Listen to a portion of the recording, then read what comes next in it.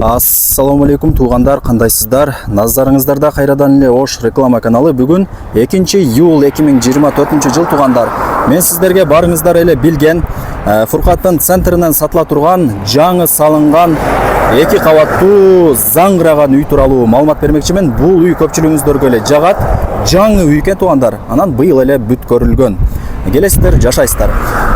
Бул мен турган жер бул Фуркаттагы Баяз көчөсүнүн кире беришинде турам. Анан бул жерге келиш үчүн сиздер Фуркаттын круговойунан тыны көздөй бул жака 500-600 метр түз эле жүргөнүңүздөрдө тыга жетпеген жерде сол тарапта Баяз көчөсү жайгашкан туугандар. Ушул Баяз көчөсүнө кирип түз 600 метр жүрүп барсаңыздар оң тарапта биринчи көчө жайгашкан. Ошол биринчи көчөнүн эле кире беришинде сатылуучу үйүбүз турат туугандар.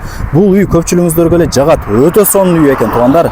Видеонун аягына чейин сабыр кылып көрүңүздөр. Фуркаттын центринде жайгашкан. Макет туугандар, мен көрсөткөн тарихтер боюнча жүрүп келе бересиздер. Мен айткан биринчи көчөгө кирип эле бул жака бир аз эле жүрсөңүздөр оң тарапта сатылуучу ушул 2 кабаттуу заңгыраган жаңы салынган үйүбүз жайгашкан.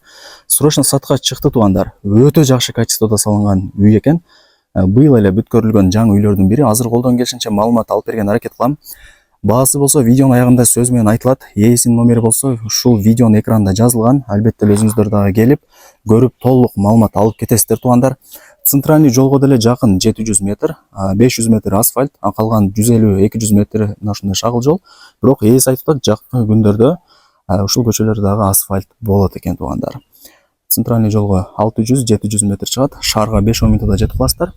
Макет туугандар, бул үйдүн көчө тараптан көрүнүшү, чек арасы ушул жерден башталат. Мына ушул пультовый забордун аягына чейин болуп калат. Ал жерде кичинекей эшиги дагы бар экен. Төрт тарабы тосулган, чек аралар такталган, кызыл китеби бар. Сатыла турган жер үйдүн жери 5 соток. Кызыл китеби бар. Условияларына келе турган болсок, таза суу бар, свет бар, местный септик бар, анан запасной 10 тонналык кудугу дагы бар экен туугандар. Анан мына столбаларына дагы прожекторлор орнотулган.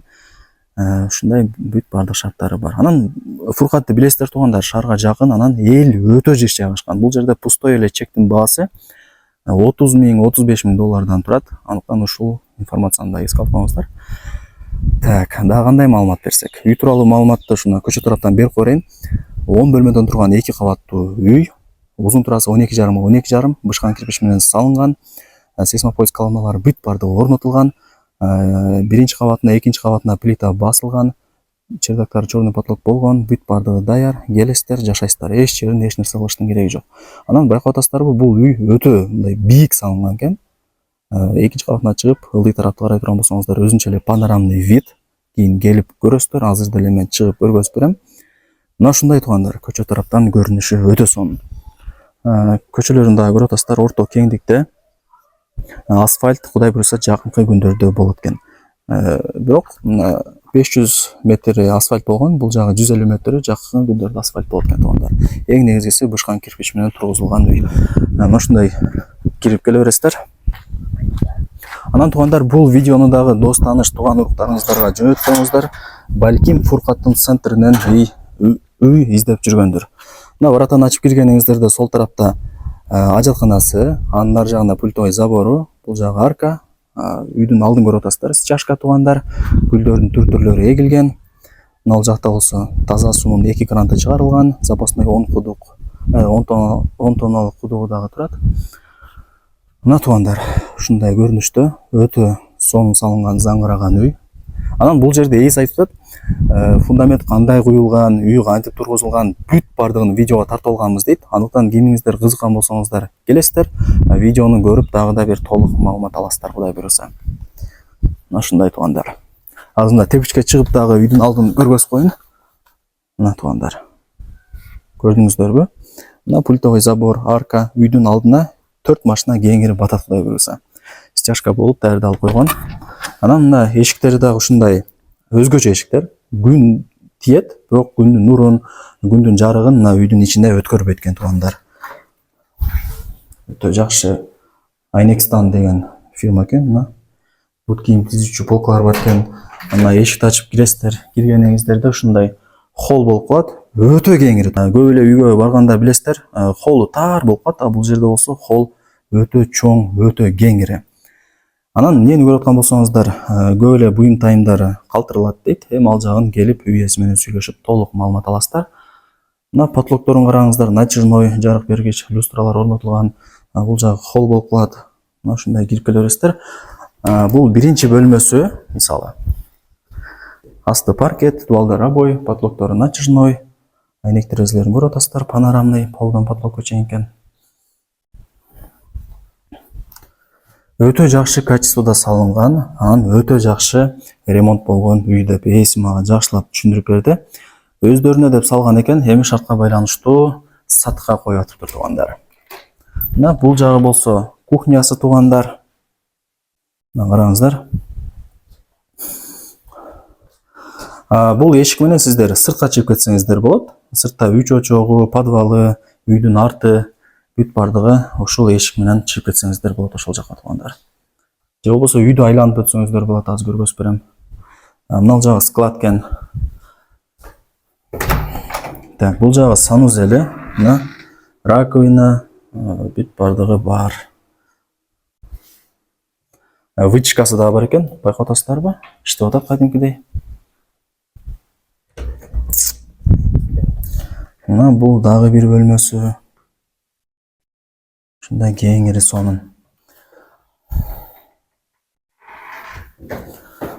Мына тепкич менен экинчи кабатка чыгасыздар. Эч кандай звук угулган жок, бүт бардыгы жакшы. Сонун тепкичкен. Мына ушундай болуп жасалган. Оймой чиймелер менен. Мына чоң люстраны да орнотуп коюптур. Мынакей чоң коридор. Анан бул экинчи кабаттын санузели. Өтө чоң экен, биринчи кабатка караганда. Мына жерден чердага да чыгып кетсеңиздер болот экен, атайын чыга турган тешиктер да коюптур.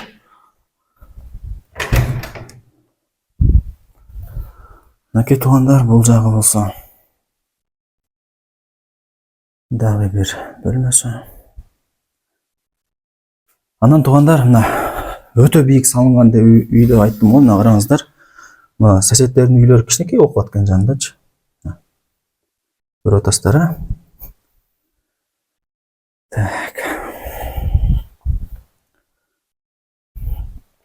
Эки этаж биригип, ошондо 10 комната чыкты туугандар. Бул жагы бир кыздардын уктоочу бөлмөсү деп түшүндүрүп берди мага ээси. Ремонтторуна сөз жок. Мындай косяк таппайсыздар, Кудай буйрса. Келесиздер, эч кандай косяк жок экен, жөн эле жашайсыздар. Так, бул жагы болсо дагы бир бөлмөсү.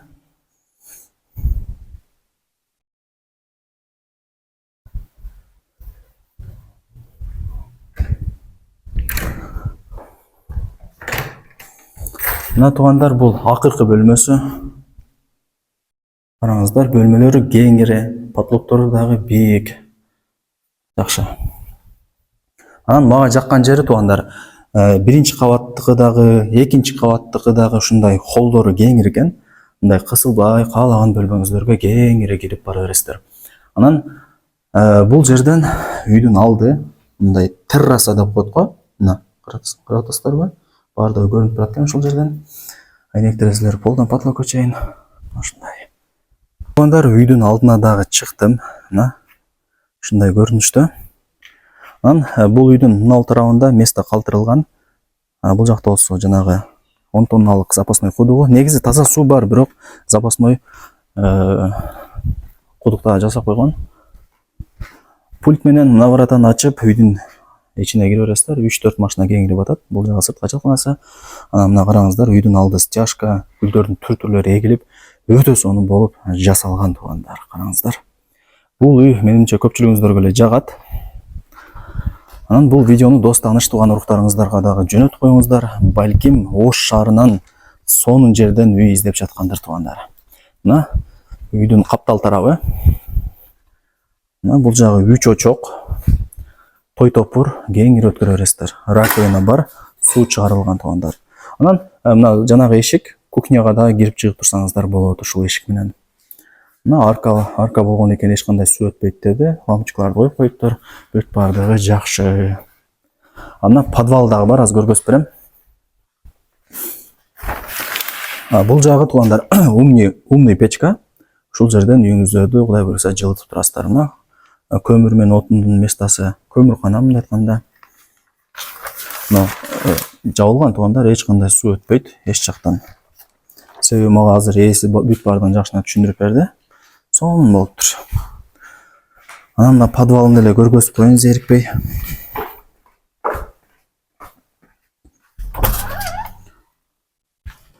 Мынакей туугандар. Бул подвалы бийиктиги деле жакшы. Эми бул жагын кийин өзүңүздөр жашырсаңыздар болот. Салкын болот подвал, же болбосо дагы бир ишкана кылып алсаңыздар болот, офис кылып алсаңыздар болот, спорт зал кылып алсаңыздар болот, теннис кылып алсаңыздар болот. Ар кандай туугандар, варианттары көп. Мына фундаменттерди дагы көрүп атасыздар. Өтө бийик болуп, өтө жакшы качествода куюлган, салынган үйлөрдүн бири. Видеолор бар экен, келесиздер, кийин сиздерге өздөрү дагы бир толук маалымат берип көргөзүп берет. Анан обмен жолдору дагы бар. Кимиңиздердин шаарда квартираңыздар болсо, ээси менен сүйлөшүп, акчасын келишип алмашып алсаңыздар дагы болот, же нак акча алсаңыздар болот. Варианттары көп. Документтери так, сонун жер локациясы, кадимкидей шамал жүгүрүп турат. Мына ушундай. Эми туугандар, барыңыздарды кызыктырган ушул сатыла турган 2 кабаттуу заңгыраган үйдүн баасын айтайын. Баасы болсо, ала турган реальный адам болсо, дагы жакшы кеми болот деп атат. Ээсине чаласыздар туугандар.